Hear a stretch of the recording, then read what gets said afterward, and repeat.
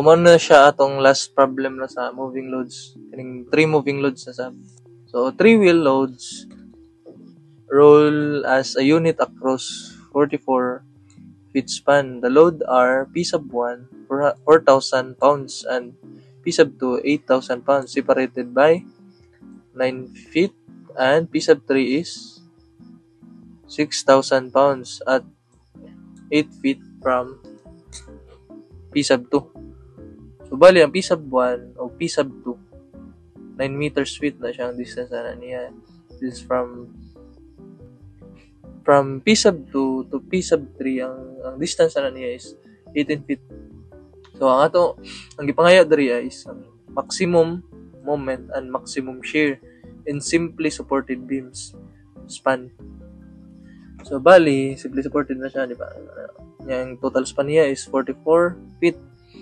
So, yung drawing is kani, ba 9 feet from P sub 1 to P sub 2. So, first na to kaon is ang maximum shear. So, dili guys, identify na to asa gyud ang pinakadako na maximum shear.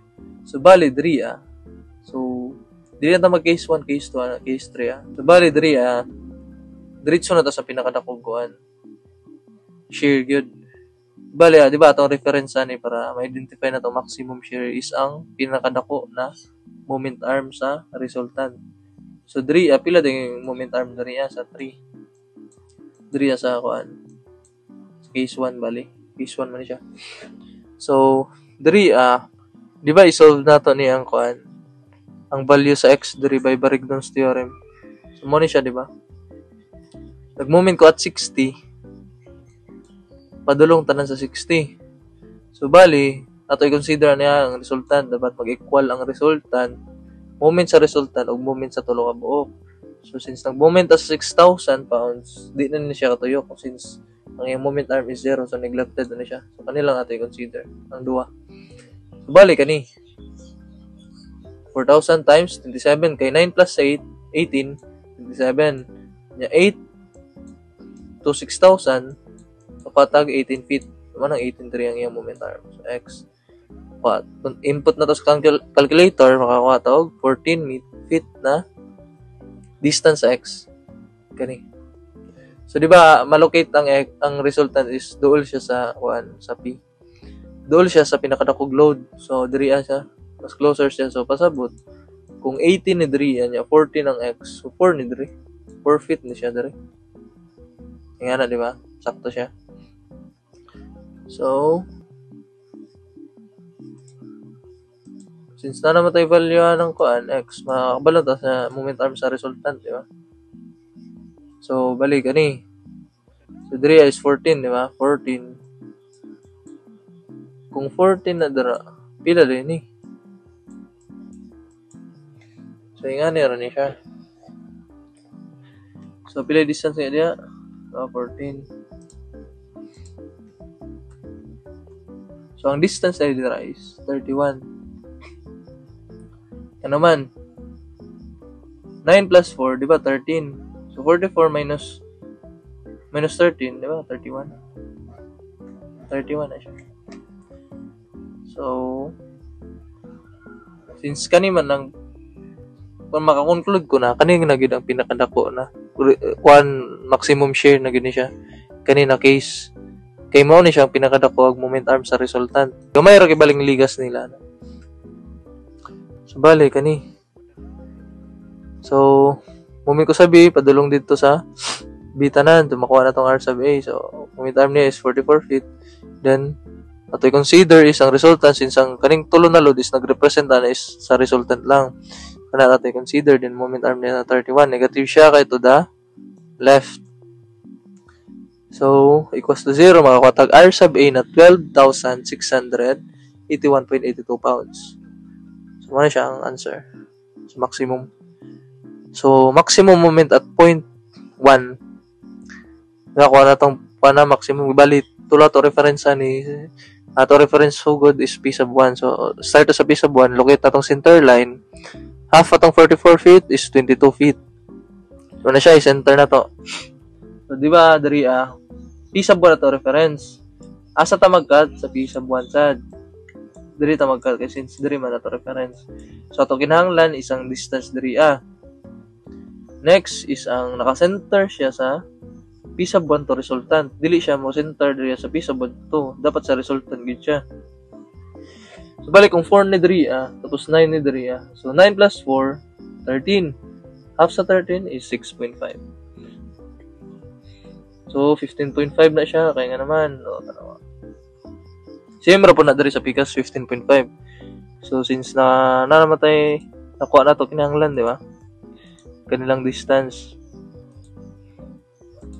So kanina 15.5 na siya. Then 6.5. 6.5 niya.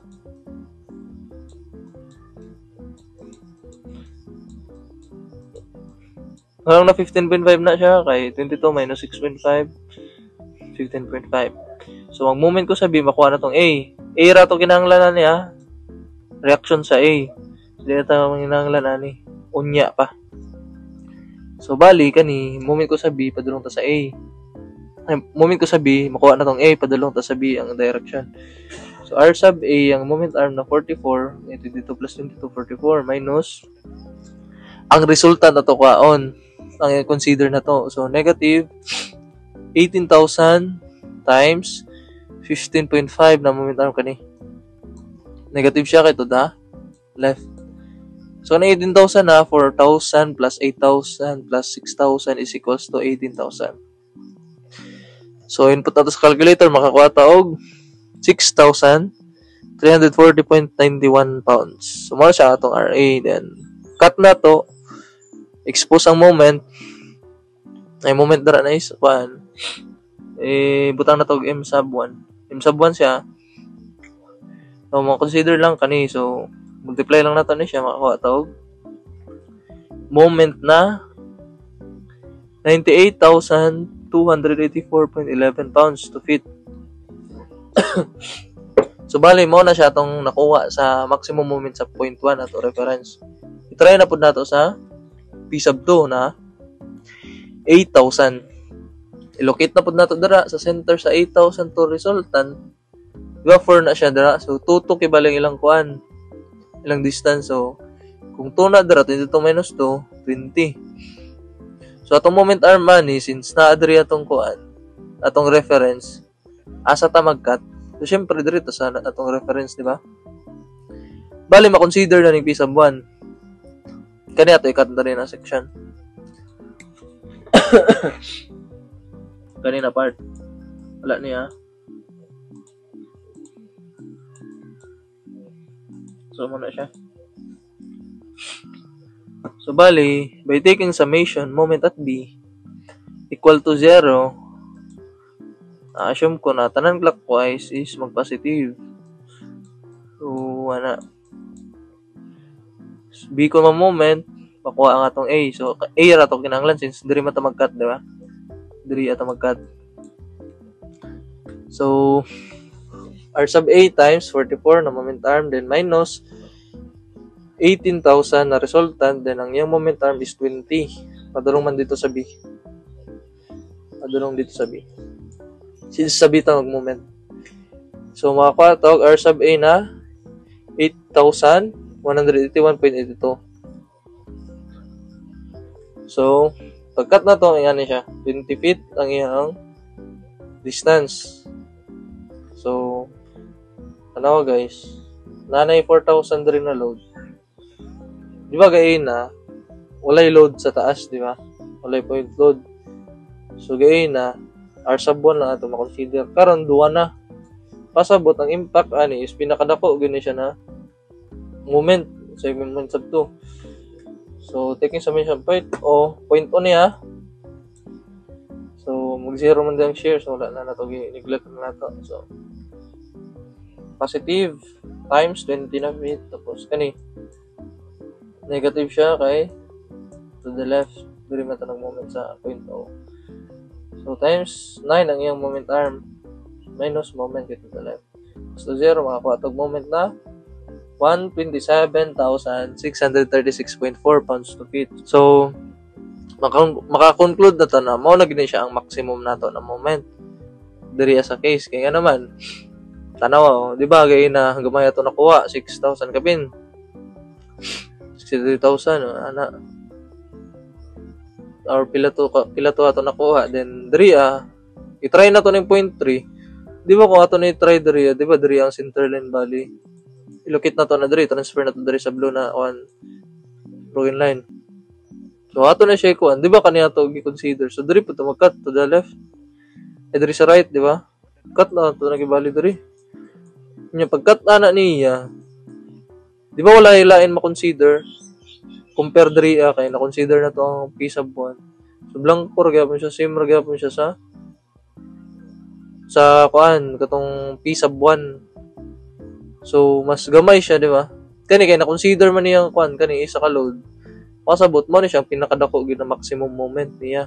Ato lang gid siya sabton. Gamitan na tog common sense para dili ta madugay sa atong solution. So, that's all.